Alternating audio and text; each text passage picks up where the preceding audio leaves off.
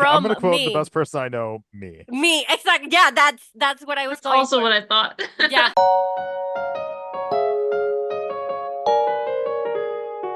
All right. Uh, all right. Well, hello and welcome to Writing Our Own Story, Small Business Life at StoryForge, Episode 3, Failure is Inevitable. You might be asking yourself, who's StoryForge? And, that's fair. We are a small business startup who is trying to revolutionize the publishing industry through a gamified writing platform. If you aren't familiar with us, please check us out at storyforge.com. And now you might be asking, why a podcast? And, that's also fair. A lot of podcasts out there talk about experience or things that happened in the past. We are living this right now. These are relevant topics to us. We're experiencing them in the now. And we thought it might be fun to talk about them and hope that someone out there might be facing similar challenges. They can learn, they can chat with us. Maybe we'll make some friends. My name is Tim. I will be your host today. I am the Senior Director of Operations and Project Management here at StoryForge. Joining me today is Beatrice, who is Senior Director of Marketing and Social Media, CJ, who is one of our software developers, and our founder, CEO, and fearless leader, Sabrina.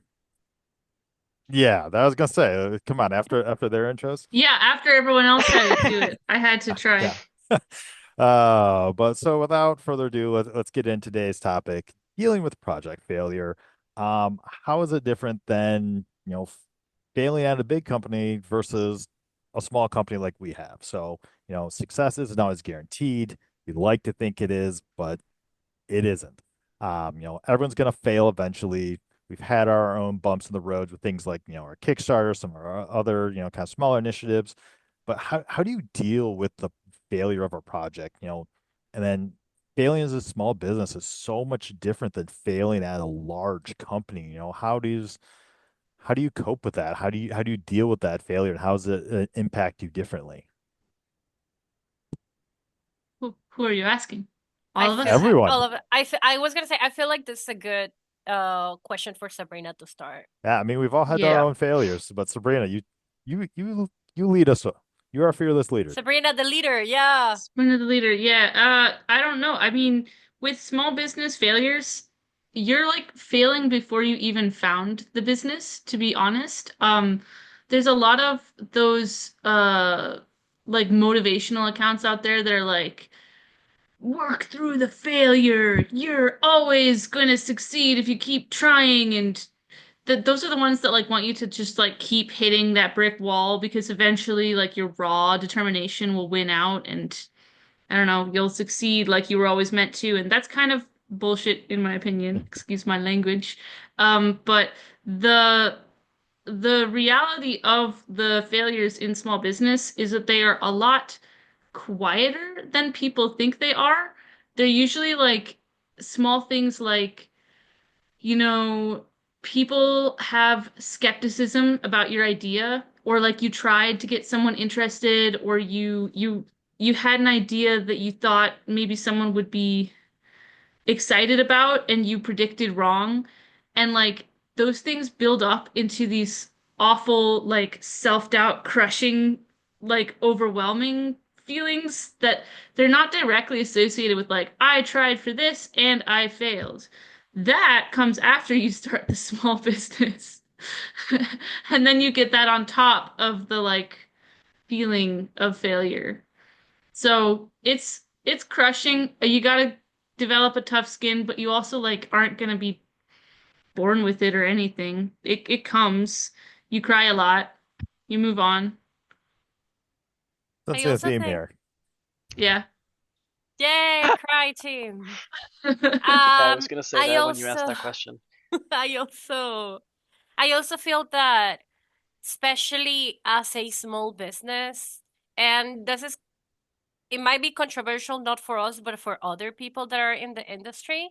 I don't believe that failures are as shared as they should be, especially because as a small business, like your struggle and you know how hard it is sometimes to survive, to come up with initiatives, to find the balance between doing this, especially us that we're providing a service for a community, right? It's way different than if we just did this for just the sake of earning money.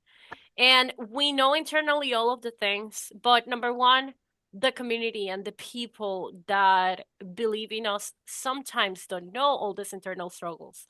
I know that whenever we had the Kickstarter happening, we found out way too late that people assumed we were completely funded. We had all the money in the world, that we were a big company, and we were like, hey, hello, this is a very small team with a dream.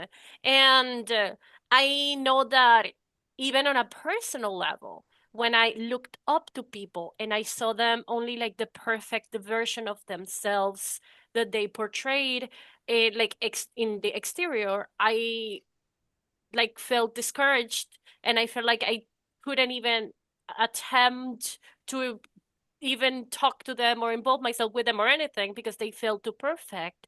And when I realized that they were just real people that sometimes had struggles but were able to go along after those, it gave me a new sense of appreciation. And I think that can translate very well to being on a small business when you are supporting if it's StoryForge, a restaurant, a plushie shop, any of them, like an artisan craft store. If you see that sometimes is as hard as it could be for yourself, you can see yourself reflected on that.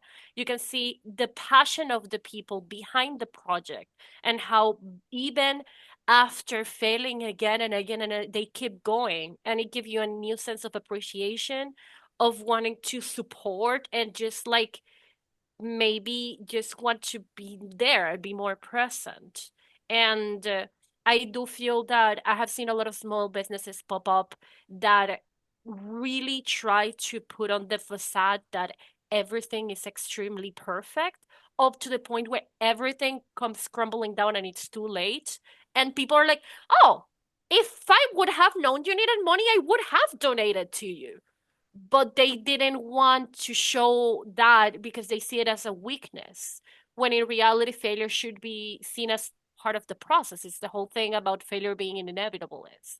Well, save some of those thoughts for the next podcast because that's about, transparency with your user base. But And you know me, I'm the yeah, transparency queen. yeah. CJ, you have a bit of a different perspective, Yeah, I was be gonna it, say that. yeah, the rest of us are kind of marketing focused. You're more Yeah. the development focused. What's your thoughts on this?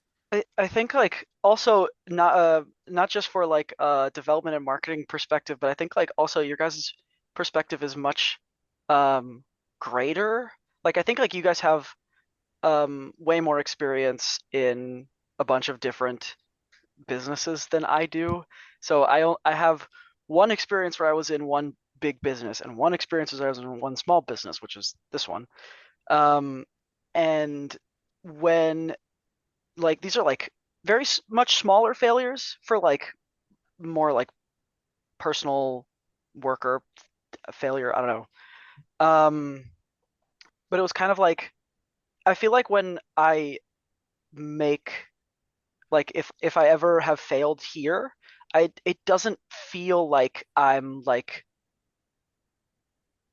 everything is gonna like crash apart because all the other people that I work with are so nice and helpful. It's sort of like a very much better of a support system in a smaller business than it is in a bigger one. Yeah, exactly. Yeah. And that was like I don't know what else to like describe for like the greater scheme, but that's sort of like where my perspective lies, as in like when I worked at the bigger business, it felt like that if I failed, like that was it. Like Mhm. I'm over. Um, but here it doesn't feel like that because I feel like I can ask people for help. So yeah. Yeah, I to piggyback on that, I worked at a very, very big business where we had things that would fail and they just can be like, whatever. And they just continue on. And that was at a kind of a smaller medium business. And, things would like we had this thing and the problem is they pulled some of our more influential customers, basically the people who spent all the money, and to create this one tool at this website company I worked for.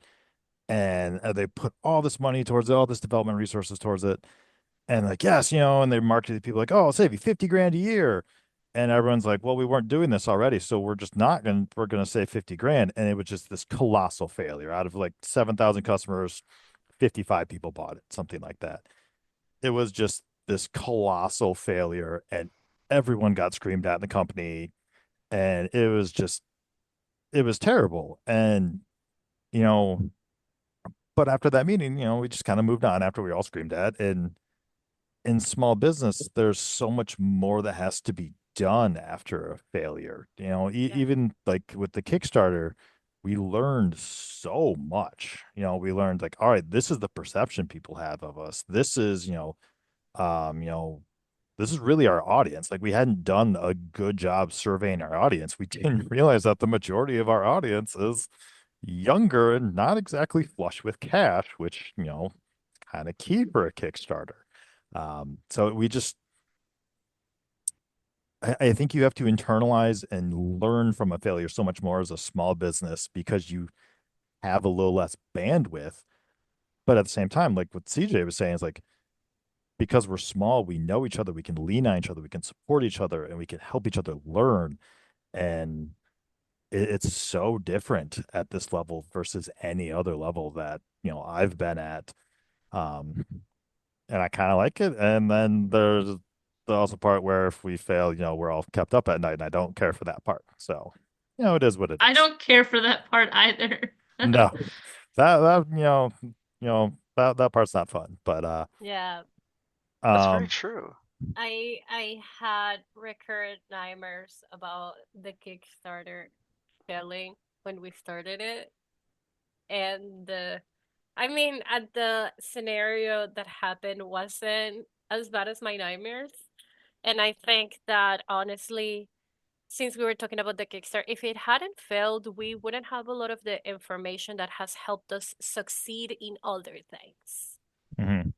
And I think we've not just to harp on the Kickstarter, but we recently had 30K in 30 days, and I wouldn't necessarily classify that as a failure, but we learned a lot from it as well because it was not as successful as it should have been, and we learned a lot about uh marketing, communicating with the development team, and how all the ideas we think we have are not as easy to implement as they actually are. So we've taken a lot away from that. Um, but pivoting from that, what's the most important lesson you've learned from a project failure? Specific or not? I don't. I Oh, go Oop, ahead. jinx. I feel like this is like stuff that's personal, like personal failures, because I have never been in charge of like a company, like something like that.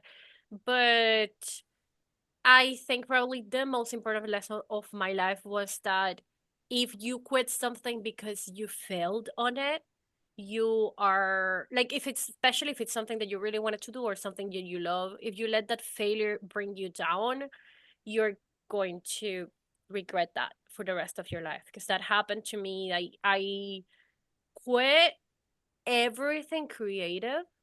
Like I quit drawing. I quit writing. I quit everything for a couple of years because of failures and because of life and because I was like, well, I clearly haven't been published by now and I have to be an adult. I clearly failed as an author. I need to be grown up and work and all of that. And it was probably the most miserable 2 years of my entire life. And it was because I let the failure drag me down. And I kept failing after I came back. I not only I got rejected by like publishing houses, but I also got burned by them pretty badly. But thanks to learning that, I know now that the most that I could do is just take a deep breath and start again, change course, change maybe the approach that I was taking before was that kept leading me to fail, and now you need to bring up like a fresher approach. And I think that in unconsciously helped me have this kind of like motto in life of like just it goes very well with the whole fake it till you make it approach that I have on everything, which is like I don't even see failures as failures at this point. And it sounds like a very toxic positivity kind of thing, but if I go to like the true meaning of it, is that I try to always pivot and see if I either can learn something from that, if I have to approach it in a completely different direction, or if I should try something else instead of being like, let it drag me down. I feel like if I let it drag me down, I wouldn't get out of bed. Mhm. Literally. Yeah, for me, I'm kind of in the same boat where it's like failures happen so often at this point that I barely even think about them. It can get tough if they're all crammed together, and I think it's especially tough if the failure comes in the form of like personal criticism. That's something that I struggle with a lot. When someone comes at you and is like, your thing will never work because, and then then you dwell on that.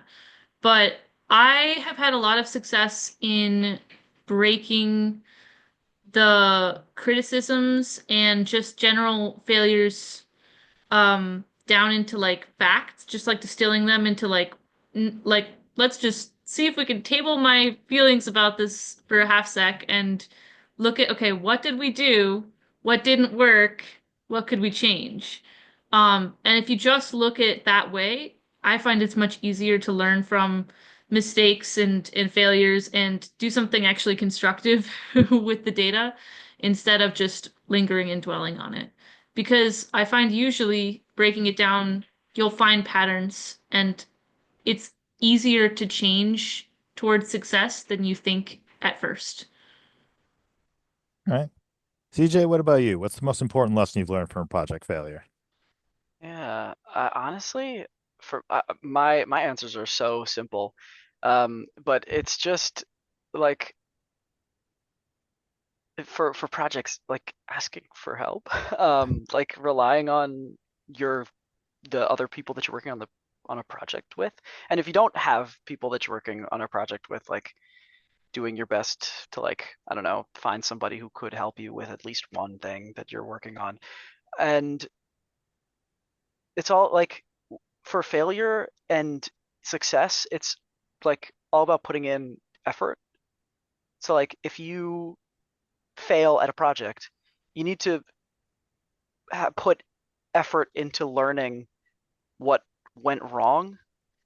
Um, like why didn't it work? Oh, maybe I'm at a little technical limitation. Like maybe I don't know enough about this to figure it out, or maybe I don't know. Um, maybe I didn't have enough time. Um, so you have the effort that you put into getting the project done, and if you are finishing it or succeeding, whatever, and if you don't succeed, you don't make it, and you fail, then you have to put in the effort to figuring out what you can do better for next time. Um, and I think for me, like the most that I struggle with is asking for help and and relying on other people. That's my one like big thing that I've learned from working in projects. Yeah, that's actually really important though. Like just knowing that you have to have a support structure to be successful. And I mean that's not just you, that's everyone. Like think about how much easier our jobs are because we can rely on one another. Ah, Um, but I think the thing I've learned the most important thing I think I've learned is especially when doing projects that are, I guess, customer facing or user facing, is to not make plans or ideas in a vacuum chamber.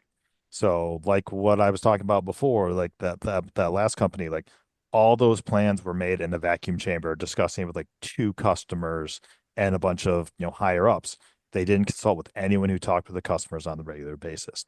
And I think that's part of where we ran into our roadblocks or road bumps or whatever you want to call them for our Kickstarter is we made a lot of decisions in kind of a vacuum chamber of like, oh, these are all ideas. It's gonna be so cool. And to be frank, they were actually very cool ideas, but we did not fully understand our user base at that time. We didn't talk with them enough to understand like, yes, these are really cool ideas, but know they don't have X amount of dollars to dedicate to that super Yeah. cool idea. Um, so I think that is probably by far the most important thing I've learned, and quite frankly, we've already applied it to upcoming projects, and um, I would have really liked to make a lot of money from the Kickstarter, but I think we've taken away a lot of valuable information away from it, and I think it's made us better as a company, not necessarily richer as a company, but probably probably better. Um, You made me realize I something. also do feel that some of the things that we learned from the Kickstarter have actually helped us make money. I would The agree, actually. approach that we have with especially communicating with our audience and like Hmm. just be transparent and everything, which goes for the next one. It has it got us a donation. It has got us people purchasing quills. It has got us people purchasing merch and all of that. Not only because they just want to throw money at us, which if you want to throw money at us, please do, but also because they believe in us a little bit more. And it we learned that through the Kickstarter. We learned the communication, the transparency. We learned the way to market our stuff too. We have a completely different marketing approach that we had to pivot in the middle of the Kickstarter because we're like, whoa, yeah, we're Hmm. way off. Yeah. Oh, good times. So here's one that I don't know if Oh, anyone will have any kind of, or sorry, does someone have something else? oh yeah. You just made me remember something from what you were talking about with like um communication. That's like the that has to be actually that's like one of the biggest things that I think that I've learned is to communicate as best you can. Like as somebody who does a lot of the as somebody who does a lot of front end work on the website, if I don't communicate like, hey, how does this supposed to look? What do we want from this? Like Hmm. what's going on? Like how do we get this to work? Sometimes I do, I will admit that sometimes I do make the ideas that is the vacuum in my head, but I do try to show that at least sometimes so that people are like, "Oh, okay, I get it. This is the idea." Or like I need to like ask I don't know, Sabrina, what does this is this how it's supposed to work? Or B, is this what it's supposed to look like? Kind of thing. That's also super important for projects. And I've learned that if I don't like yeah, the failure has taught me that if I don't do that, it's not going to be the way that it should end up being because I care about that kind of thing. Like how is it going to affect the user and what is it going to look like and how am I going to be using it and like that kind of thing. So, Yeah. I think that's one thing that we really have that plays to our strength is we have a lot of people on staff who have used similar products and can bring that experience and bring that knowledge and be like, hey, this is what I've been looking for. Let's make it into that. Like, CJU, Crystal, and of our other developers, um, most of the marketing team. We've all had experience with this and we understand it and we communicate and we've learned to communicate with our audience. Um, yeah, I think we've learned a lot from our early failures and we look forward to failing a lot in the future too, but hopefully less failures. Sabrina, I saw you laughing. Yeah, I was like, yeah, failing a lot in the future. Woo. Well, if we're still failing, Succeeding a I lot. love failing. I love hey, trying because I hey, fail what constantly. if we're failing? That means we're still around. So, It's true. It's a good that point. is so yeah. true. Yeah, I mean, we have lots Big of stuff brain. that I wouldn't say we've failed at a lot, but we're still searching for success for a lot of things, and then we find success in weird places. Like hey, anyone interested in a cat Pomodoro video? We have several on YouTube that are doing quite well. Uh, or would you So also true. be interested in a D&D campaign? We have some of those that are not doing so well. Um, But we're still pursuing the yes. success. Yeah, And we're I was gonna learning. say, we have been around for like officially as a beta platform, because as a company we have been around longer, but less than a year. Hmm. And that's something that I have to remind myself constantly. It seems like a lot of time for us because we dedicate a lot of our time, some of us all of our time into it. But as a business, like having a product that's out for less than a year and having had like as much like growth Hmm. that we even with our failures that we have had is incredible. Over And I 6,000 users signed up. yeah, and I keep forgetting that and I have to remind myself and be like, wow, it feels like the only thing that we're doing is that pursuing the success, pursuing the ideal that we want to have the platform in, the ideal of everything, like all the audience that we have and everything. And I think that's also part of like the failure conversation. When you fail over and over again, you feel like you're always pursuing success and you're not recognizing the small successes that you have had. That's what I was about to say. I think that's probably the most important thing to learn from failure is to celebrate your successes. Don't dwell Yeah. on your failures, but acknowledge your successes as well. Because quite frankly, we've had a lot of successes and we've done really well as a platform. Like I said, over 6,000 users signed up, over 8,000 people on Instagram. We've made friends in the industry and we're pursuing new venues. And um, yeah, I think we've all done incredibly well given what we were expecting to start out at. I remember when our beta launch, we're like, oh yeah, we're gonna get like 60 people and it's gonna be super cool. And then like 400 users later, we're like, holy shit, can the servers handle this? Is this okay? That Didn't we Um, was made a awful. That's so Like the Did we true. make platform was like like on the fire. bet for like when we would get the 100 users, and that's the one that I won? I don't yeah, remember what the bet was about. I don't know, but we had 100 users in like 45 minutes or something like that. Yeah. Oh my Yeah, the gosh. beta launch went Wow. significantly better than we thought it would Yeah. until we were like, oh, we are maxing out our server And we're capacity. We like, need oh to shit. upgrade. Oh yeah. Oh Yeah. my God. I remember how many I was just doing customer service emails for like 30 hours. Mhm. Yeah, because some of the accounts didn't transfer over from the minigame thing that we did. Yeah. Oh, I Yeah. Terrible. remember that. Oh my God. Oh Oh my my God. God. But it worked out in the long term. So, It did. success. It did. Yeah, success. We had Celebrate, celebrate. minor failures that led to success. Time that all up. We're learning, bro. Yeah, Put stuff out. We gotta learn what works. exactly. All right. I feel like that's a really good place to end on and move into the creativity conundrum. Um, so today's creativity conundrum is what do you do if you receive negative feedback? How do you Cry. react? How do you handle it? Yes, I We know you cry. cry. We Cry. all Cry, cry. Yeah, cry. we cry. Do you also cry, Tim? I try not to. He cries. That answer is like he doesn't want to admit he Yeah. cries. But seriously, what do you do with it? How Yeah. do you handle it? I'm trying to think of a serious answer for this. I mean, it doesn't have to be necessarily like work related. It could be, on a writing project or, for me, I put a lot of time and effort into our D&D platform that has like 150 total viewers. So, um, I feel like the first thing, and it's I think something that's very hard for me, and I do it, but it takes a lot of brain power and energy, is trying not to take it personal. mhm. And if it's personal, just ignore it. Like it's very hard for me as well. If the feedback doesn't come from a place of feedback, but from a place of just criticism, without it being constructive, it's very hard for me to just like, oh, keep going. This is not a person that wants what's best for you or whatever, because it still hurts, and I am very emotionally attached with everything that I put out there, both work and my creative stuff, because like, I work in creative stuff, so it's like pretty much everything has like I put a lot of heart and dedication and like emotions tied to my stuff, so it's very hard for me to not take it like it is an attack on my feelings whenever I receive negative feedback. I have a story, like the perfect story.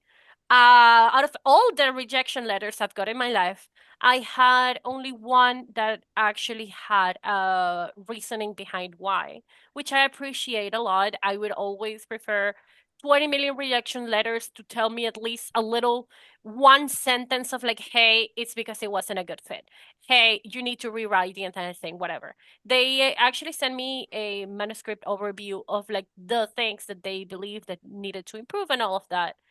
And within probably one good piece of feedback, there was a lot of very biased criticism from the person that reviewed that. And I remember that hit me so hard. Like in general, the feedback was like the one piece was like, oh, the pacing is off at the end, which is a problem that I have. And then all the other things were like, your story needs more dialogue because if it doesn't have enough dialogue, it's not a good book. Things that were 100% so biased that I was like, how can you even be an editor and like think like that? And even though I know now that it's like, okay, I didn't have to take that, I was about to sit down and do every single thing that that person told me because of how hard I took it. So, yeah, I take things hard, but I do, even if it takes time, try to take whatever I can from it and allow myself permission from like removing myself from it if it's like too painful to get to it right away. I remember I didn't touch that story for like 6 months because every time that I opened it, I was like, why would I even work in this? Because it doesn't have enough dialogue and this character should speak more. And also, it has a lot of internal monologues and they thought it was stupid. And wow, yeah, it really affected me. I'm sorry. I just realized how much it affected me. And that even bled to my other projects. And I was like, oh, no, there's not enough dialogue in this story. I have to put more. And I think it's okay. It's the same thing with like the whole accepting failure. I think it's okay to accept that you can be vulnerable and being vulnerable, it's okay. And needing time to take things, it's okay. But do not let, I always try to not let the negative feedback define who I am as a creator, even if it takes me a while to figure out again after that. I take everything very emotional. It's emotion. My emotions are tied to everything that I do. That's my main uh failure. My main like bad thing about me with like when I write or anything is that I can't separate myself from my works. So I take it hard, but I try to keep going, even accepting that I will take it hard Hmm. and not suppress my natural reaction because I think that wouldn't be fair for myself either. Be like, I'm fine, I'm perfectly fine. And then one day I explode. Yeah, that would be bad. That CJ, would what be about you? bad. Oh yeah. You're like everything that I want to like talk about a bunch of stuff that you just said because I think it's very interesting.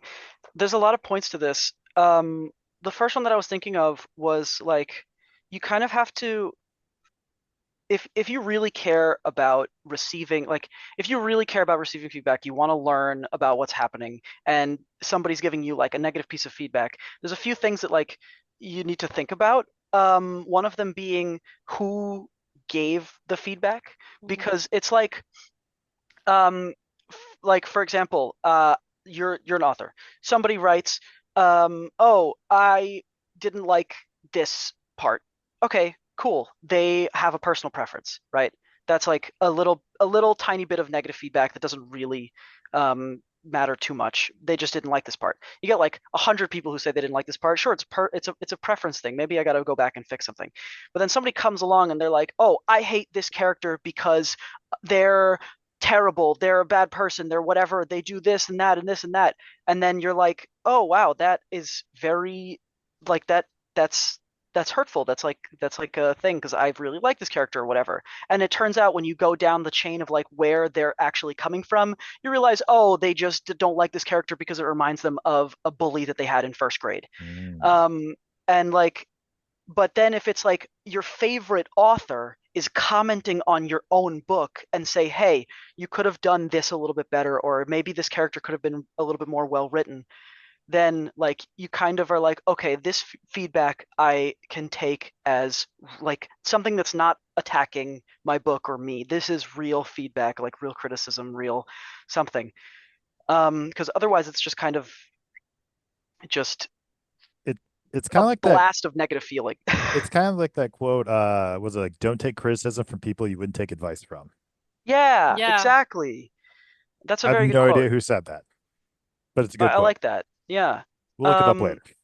I kind of forgot. everything else that I was going to talk about. I'm sorry I I broke had a you. couple of no, no, no. That wasn't you. That wasn't you. That was me getting carried away with that one ADHD topic. team. Oh. Sorry, we can circle back if you come back to it. Sabrina, what about Yeah, you? yeah. Mm, I don't know. Whenever I hear about, or whenever we talk about negative criticism, I think about this one really terrible experience that I had. It was June 2022. It was one of our first coders had a sister in a local literary space, and she hated our guts.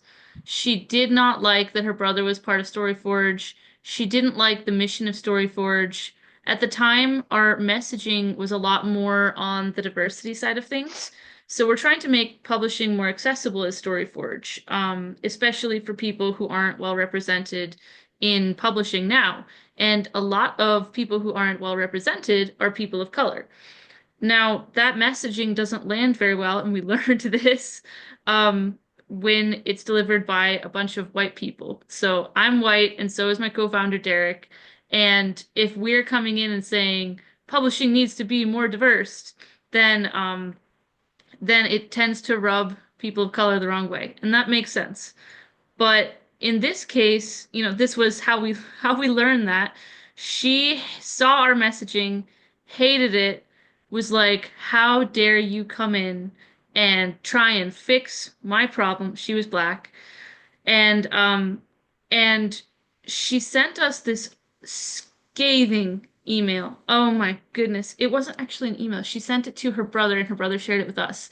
So it was like secondhand we got it.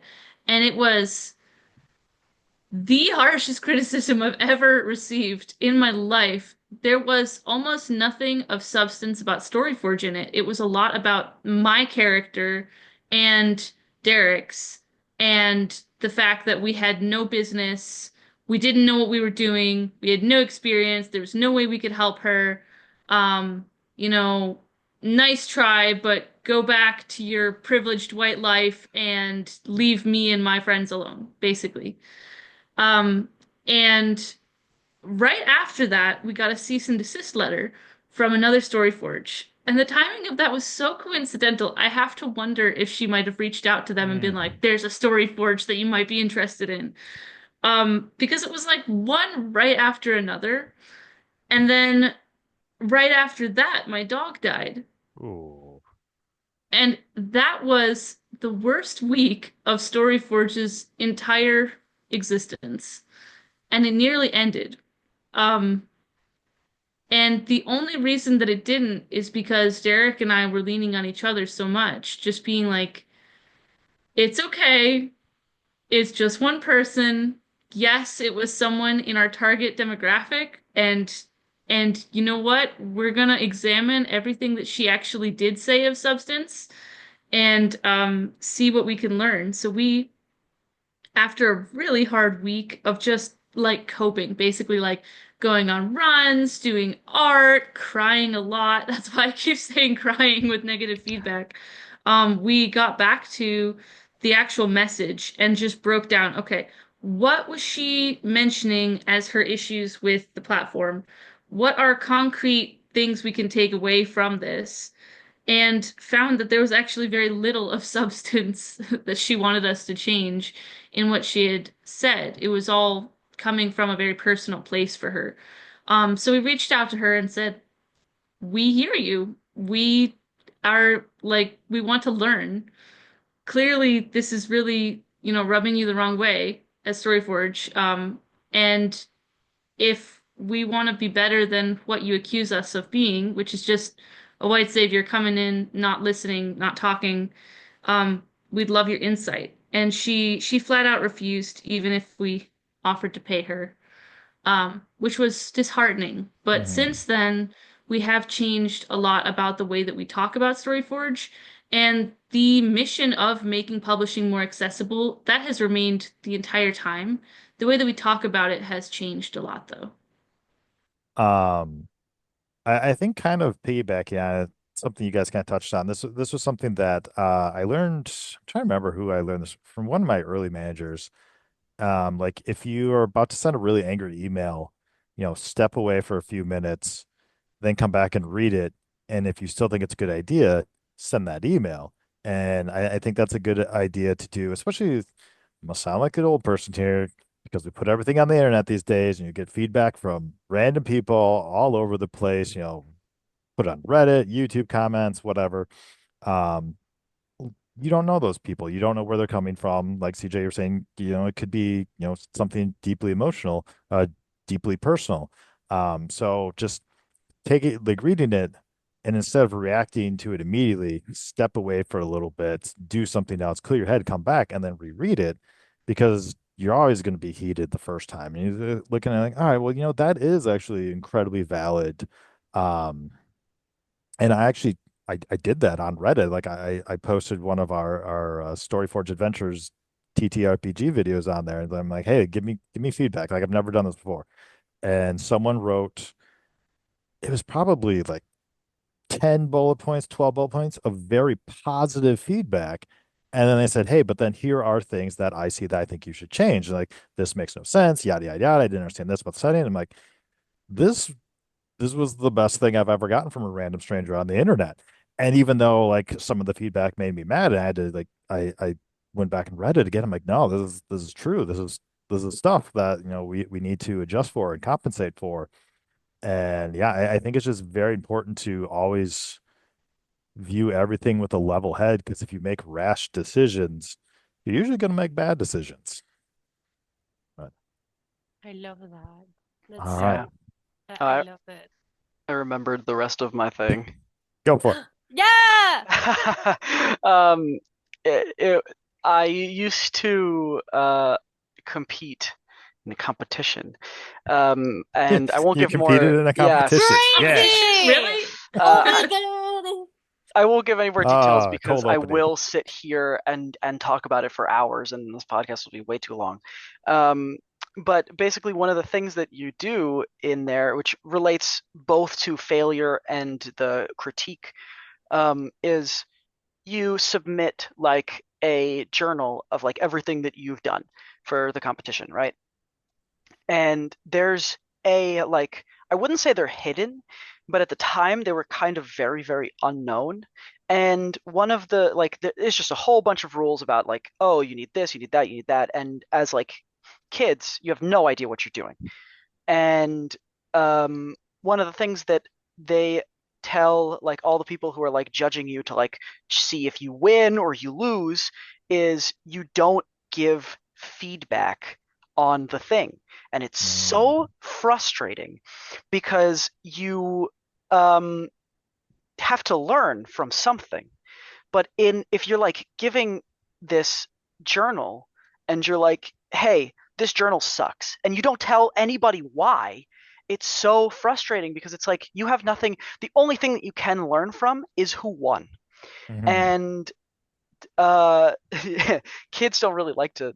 I mean, I don't know how many like this is a very weird thing, I think. But it's like kind of like, oh, you won. You kind of want to keep that as like a secret because it's like I've won. I have my victory here, and I'm gonna Mhm. win next time, and you're gonna lose. And it's like that's the only way that you can figure out how to improve or how to learn from a failure is by begging the person who won, hey, Yeah. what did you do to win? You don't That's get so messed up. feedback. It is. I know what you're talking about, so it's like You even do know more what I'm messed talking up for about. me Yeah. because I didn't know that's how it worked. I Yeah, think that's it's that's also frustrating. something that's so frustrating when you get negative feedback and it's just like this is bad. Well, But they Oh my know God, I hate more. that. The why? Yeah. frustrating part is that they know more. Like Hmm. it's sort of like you can kind of have a gut reaction to something, right? Like, "Oh, I don't like this. This is my opinion. I Hmm. think it's bad." But in this case, it's like it's not an opinion, it's a fact because it's a whole bunch of rules that they're going off of and they don't tell you why and they're not allowed to tell you why. Hmm. And they got very much more laxed about it recently. Like they kind of gave away the secrets. They weren't really secrets, it was just very hard to find. Hmm. um, but they still don't tell you what you've done wrong. You just have to look at what you did and be like, okay, I'm missing this. You have to judge yourself. It's just it's very hard when It you seems know like. what's wrong. It seems very advanced for kids. Yeah, Seems like a Yeah. bad it is. plan. Also, It this is for is. like 15-year-olds. You're gonna tell them, oh yeah, this thing that you spent 6 months working on sucks, goodbye. Yeah. I Exactly. would have Yeah, done if bad you're gonna things when I was a kid, if if you're that had gonna give happened. feedback, there needs to be reasons behind it. It can't be like this was Yeah. bad. Like explain why, because otherwise no one learns, no one grows. Which, by the Uh, way, if anyone's interested in knowing how to give positive feedback, good feedback, not only positive feedback, but good feedback, we have a video on YouTube talking about that. hey. Yay! All Nice. right. So I think we're gonna wrap it up here. So does anyone have any last thoughts on negative receiving negative feedback or just failure in general? I have closing remarks. Oh, Do you have like yours are always good, so I'll yeah, I go was gonna say, first. do you have like a power normally Beatrice, you have a PowerPoint presentation. Do you have that too, or just remarks? No, it's just remarks. Okay. But if Okay. you let me have PowerPoint presentation for the podcast, I would do it, and it would be No. awful. You cannot hear a PowerPoint presentation. So I know. Maybe I can. CJ, make a song for the next podcast. Yeah, he okay. already did. I'll He make a made our poem and I'll opener. write the thing in. Oh yeah, you're right. He made our opening. Okay. Kudos. Sorry, Sabrina, you were trying to speak. My closing remark is that we joked a lot about crying, but like it genuinely does help me. You should just if you are also a person who gets help by crying, when you get negative feedback, you can cry. You can cry and you can feel sad, and that's totally fine as long as you don't linger on it. But like give yourself permission to be sad. That's fine. That's totally healthy. I like that. CJ, would you like to go next before Beatrice gives her Yeah, monologue? yeah. My the one thing that I would like to be a takeaway from this is you have to be open to learning from failure. You can't expect to fall down and like just you can't. Wow, I'm gonna start over. I'm very like stuttery today. Um, you can't expect to fall down and know why you fell down without thinking about it and Hmm, recognizing it and internalizing it. I like that. I just Beatrice. wanted to say that if all pork chops were perfect, we wouldn't have hot dogs. Mm-hmm. Wise That words. was literally my closing Wait, remark. what? If all pork chops were perfect, we wouldn't have hot dogs. It's from Steven Universe. I've been watching a Okay. lot of They'll Steven. the audience will But understand. no, but like as another closing remark, there's a quote from me. Um, I think This is a it quote from me. doesn't. That is like a quote for myself. It's be Oh, a quote gentle for you. I thought you were saying a from quote me. from No, me. Like I'm from gonna quote the me. best person I know, me. Me, exactly. Yeah, that's what I was That's going also for. what I thought. Yeah.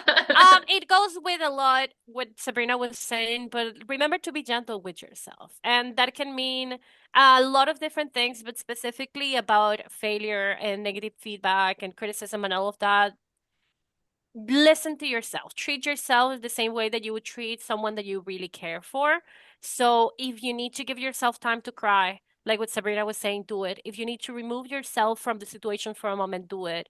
If you need to keep going and don't pay attention to it because it's the only thing that's going to keep you sane right now, and then you're going to go back to it, do it. Just try to listen to yourself and put yourself first and like your mental well being first before the criticism, before the thing that the people are doing. Once you're sure that your mental health and your well-being and like is going to be okay, then open up to the feedback, to the criticism, to the failure.